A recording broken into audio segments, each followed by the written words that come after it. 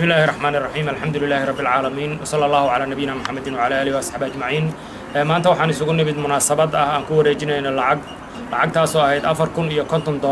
oo ay soo direen reer Norway ay u soo direen agoomihii ay aabayaashood ku shahiideen naxariista jannaalaha siiye difaacii dagaalkii argagixisada ee xaqdarrada ahayd ay ku soo qaadeen Puntland gaar ahaan Garacad iyo Suuj. lacagta 450 waxaan u qaybinay 720 agoon ahaa. hadda halkan gaalkacyo waxaa ku sugan 12 agoona. 12 kaas $150 bay leeyihiin $1800 halkan ay horteena fadhiyaan oo aan ku wareejinayaa gudoomiyihii gobolka xasan maxamed aan ku wareejinayo. waxaan leenahay intii bixisay wixii aad bixiseen wax ka khayr badan Allah idinku bedelo. dadkaanu hawsha ay qabteen iyo waxa ay ku dhinteenna waxay ahaayeen hawl weyn oo xilina ka wada saaran yahay. waxaa wax ka weyn in laga wada sugayo tanuna ay dhiirigelin u noqotay inta kale xoologooyay u baahan yihiin waxaan wax ka badan bay u baahan yihiin waxbarashay u baahan yihiin mustaqbal ay u baahan yihiin nolol bay u baahan yihiin mushaarka aabayaashood kaliya ku noolaayeen waxaa laga yaabaa inaysan guryana lahayn intaa in ka badan marka gudaha iyo dibadda inaynu isugu tagno oo aynu u abaalgudna aynu uga dhigno carruurtii aynu ka tageen inaynu daryeelno aynu korino wixii waxaan u mahadcelinaynaa dadkii reer Norway ee ehelka ahaa ee soo xusay agoontaas waxaan leenahay wax ka khayr badan Ilaahay idinku bedelo. Rahmaan Rahiim waxaan halkan ku wareejinaynaa lacag sida uu sheegay gudoomiyihii hore gobolku lacag laga soo diray Norway oo jaaliyadda Norway ay soo dirtay waxaan ku wareejinaynaa agoomihii dagaalkii Garacad iyo Suuj aabayaashood ku dhinteen waxaan ku wareejinaynaa lacagtaas sida uu sheegay gudoomiyuhu waa $450 $1800 oo ka mid ah waxaan ku wareejinaynaa 12 qof. haddee dadkii soo diray ilaahay ha ka abaalmariyo wax ka khayr badan ha siiyo aakhire iyo adduunba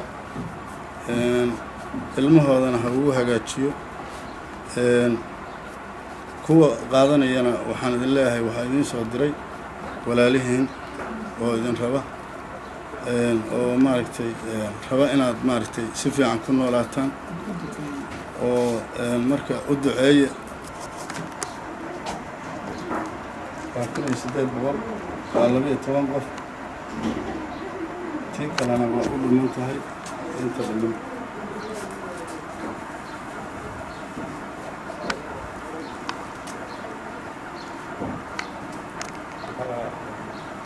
waxaan salaamayaa horta gudoomiyaha gobolka xasan maxamed khaliif iyo gudoomiyihii hore oo gobolka maxamed yuusuf jaamac taliyaha booliska gabdhaha waxaan ku salaamayaa salaanta islaamka. maanta waxaa sharaf noo ah in halka kan ay nala joogaan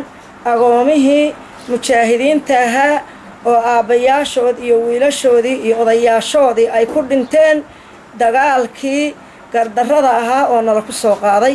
waxaan leeyahay intii dhimatay Allah u naxariisto meeshay ka tageenna badal khayr qaba Allah geliyo agoontana Allah la koriyo.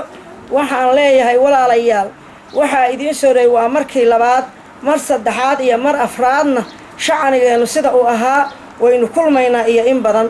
mujaahidkii oo shahiiday oo naftayada iyo maalkayaga iyo cindigayaga iyo sharaftayada difaacayay oo ciidayada dhiigiisu ku daatay inaanu ilowna baragaraanka nooguma ayn jiro ma ayan dhimana waa ay shahiideen. samir iyo imaan Allah idinka siiyo ilmahana Allah idinla koriyo ilaahayna ha idin booga dhayo.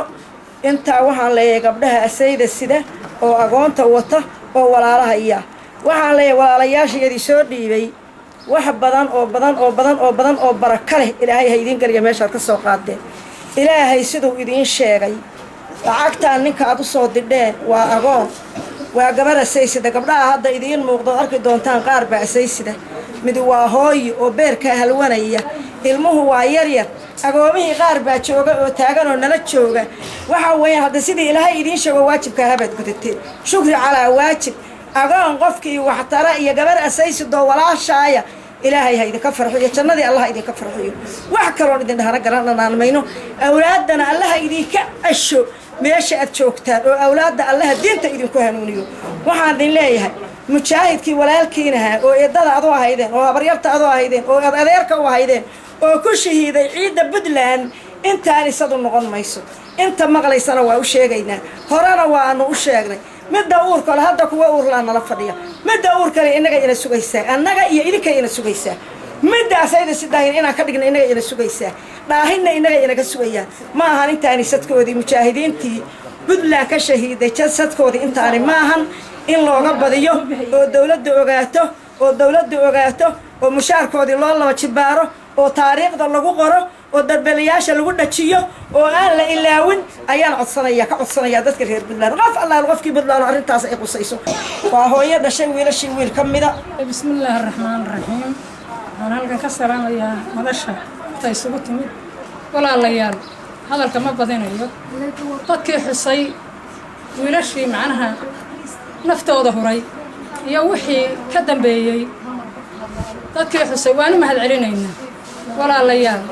wax wanaagsan baad waajib u leedihiin waxaad soo dhiibtay badal Allah idinka siiyo sharaf iyo maamuus Allah idin siiyo wixiina wax barakale Allah ka dhigo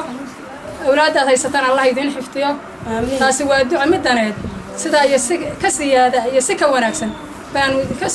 idinka sugaynaa waana wixii loo wada dhashay oo inaga dhaxeeyay assalaamu calaykum gabadhan yartaan hadda lacagta u dhiibayo